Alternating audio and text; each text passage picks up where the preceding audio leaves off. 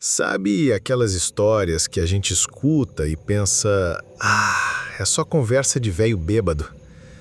Pois é, eu também pensava assim, até a noite em que vi os olhos vermelhos me encarando do outro lado da cerca. Meu nome é João Carlos, tenho 34 anos, trabalho como guia turístico na Serra da Canastra. E o que eu vou contar para vocês aconteceu de verdade. Pode parecer loucura, mas juro pela minha vida que cada palavra é real. E se você tem medo do escuro, melhor não escutar essa história sozinho. Tudo começou no final de março do ano passado, quando eu ainda morava na fazenda do meu tio Sebastião, lá nos fundos da Serra da Canastra. Era uma propriedade grande, dessas antigas, com mais de 200 alqueires de cerrado e mata virgem. Eu cuidava do gado e levava os turistas para conhecer as cachoeiras quando aparecia serviço. A primeira coisa estranha que notei foi o comportamento dos bichos. Os cachorros da fazenda, que sempre foram corajosos para danado, começaram a ganir toda noite e se esconder embaixo da varanda. O gado ficou arisco, se juntando todo no mesmo canto do pasto, longe da mata. E os passarinhos, os passarinhos sumiram de uma hora para outra. Aquele silêncio pesado que dava arrepio na espinha. Meu tio Sebastião, velho teimoso de 72 anos, disse que era coisa da minha cabeça. Deixa de frescura, menino. Bicho sente quando vai chover forte, só isso. Mas eu sabia que não era tempo. Alguma coisa estava errada naquela mata, e os animais sentiam antes da gente.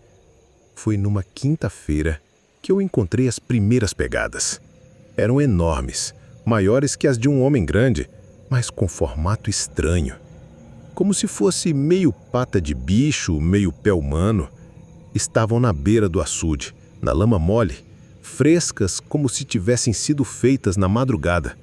Tinha também umas marcas de garra no tronco da embaúba, que ficava ali perto. Arranhões profundos, coisa que nem onça conseguiria fazer.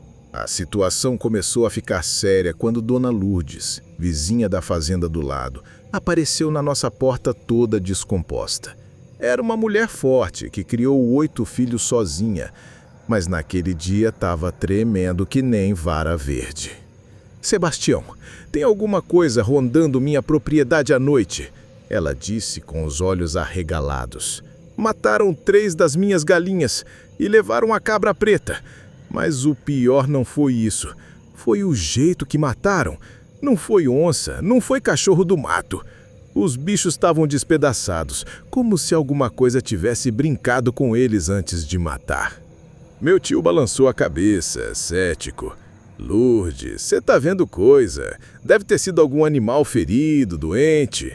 Animal ferido, uma ova, ela gritou. Eu vi os olhos, Sebastião. 2 pontos vermelhos me encarando do meio da mata. E tinha cheiro, um cheiro podre de bicho morto misturado com suor azedo. Naquela mesma noite eu decidi ficar acordado para ver se flagrava alguma coisa. Peguei a espingarda do meu tio e fui me esconder no paiol, com vista para onde os cachorros sempre ficavam agitados. Devia ser umas 2 da manhã quando escutei um uivo baixo, gutural, que parecia vir de dentro da terra. Não era uivo de lobo comum, era algo mais humano, como se alguém tivesse gritando de dor e raiva ao mesmo tempo. Os cachorros se calaram na mesma hora. Até os grilos pararam de cantar. O silêncio era tão pesado que eu conseguia ouvir meu próprio coração batendo. Foi quando vi a sombra passando entre as árvores, alta demais para ser um homem, mas andando em 2 pernas. Minha mão tremeu tanto que quase deixei a espingarda cair. 3 dias depois, eu tive meu primeiro encontro real com a criatura. Tinha saído para buscar uma vaca que tinha se perdido na mata. Já era quase de noite quando encontrei ela.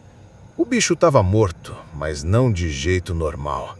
Parecia que tinham brincado com ele antes de matar, igual Dona Lourdes tinha falado das galinhas dela. Estava me abaixando para examinar o corpo quando escutei o galho quebrar atrás de mim. Me virei devagar e lá estava ele, a uns 20 metros de distância, me encarando. Era alto, devia ter uns 2 metros, todo coberto de pelo escuro. O rosto era a coisa mais horrorosa que já vi na vida. Meio homem, meio bicho, com dentes que brilhavam na escuridão e aqueles olhos vermelhos que Dona Lourdes tinha descrito. Ficamos ali, os dois se encarando, por uns segundos que pareceram uma eternidade. Eu estava com a espingarda na mão, mas não conseguia me mexer. Era como se ele tivesse me hipnotizado. Então ele abriu a boca e soltou aquele uivo de novo, só que dessa vez de perto. O som me atravessou como uma lâmina e eu senti as pernas amolecerem. Quando consegui reagir, disparei. O tiro ecoou pela mata e a criatura sumiu entre as árvores com uma velocidade que não era natural. Corri de volta para a fazenda que nem louco, tropeçando nas raízes, arranhando a cara nos galhos. Quando cheguei, meu tio estava na varanda, já preocupado com o tiro. "Que foi, menino? Vê alguma coisa?" Contei tudo para ele, mas era óbvio que não acreditou. Deve ter sido algum macaco grande, ou então sua cabeça pregou uma peça. Você está muito nervoso ultimamente. Mas eu sabia o que tinha visto. E pior, sabia que aquela coisa também tinha me visto. Foi o velho Chicão, ex-vaqueiro da região, que me contou a verdade. Ele tinha mais de 80 anos e conhecia cada pedra daquela chapada. Quando soube do que eu tinha visto, ficou sério e mandou eu sentar para uma conversa. "Menino, essa história vem de longe. Bem antes de você nascer, uns 40 anos atrás, morava aqui um homem chamado Benedito Silva. Era fazendeiro, tinha dinheiro, mas era ruim de doer. Maltratava os empregados, batia na mulher, não pagava o que devia. Dizem que ele fez um pacto com o demônio para ficar rico, mas quando chegou a hora de pagar, tentou enganar o capeta." O velho Chicão acendeu um cigarro de palha e continuou, com os olhos perdidos no horizonte. A maldição caiu sobre ele numa sexta-feira de lua cheia. Transformou o homem numa besta, meio gente, meio lobo. Dizem que ele morreu poucos meses depois, mas a alma penada dele ficou vagando por essas serras. Toda vez que alguém faz alguma coisa ruim por aqui, ele aparece para cobrar. "Mas por que ele apareceu agora?" eu perguntei. "Ah, meu filho, sempre tem alguém fazendo maldade. Pode ser que ele tenha farejado alguma coisa, ou alguém. Às vezes a criatura sente quando tem sangue ruim na família, sabe? Alguma dívida antiga que precisa ser paga." Aquelas palavras me gelaram o sangue. Eu sabia que meu tio Sebastião tinha alguns negócios escusos, umas terras que ele tinha conseguido de forma duvidosa anos atrás. Será que a criatura estava atrás dele? A resposta veio uma semana depois. Meu tio tinha saído para a cidade e eu estava sozinho na fazenda quando ela apareceu de novo. Dessa vez, veio direto para casa, sem se esconder. Eu estava na cozinha quando escutei as tábuas da varanda rangendo sobre o peso de alguma coisa pesada. Peguei a espingarda e fui até a janela. Lá estava ele, parado na frente da porta, me encarando com aqueles olhos que ardiam como brasas. Mas dessa vez era diferente. Tinha algo quase humano no jeito que ele me olhava, como se quisesse me contar alguma coisa. "O que você quer?" eu gritei, com a voz tremendo. Ele abriu a boca e saiu um som que não era bem uivo, nem bem palavra, mas de algum jeito eu entendi. Ele queria justiça.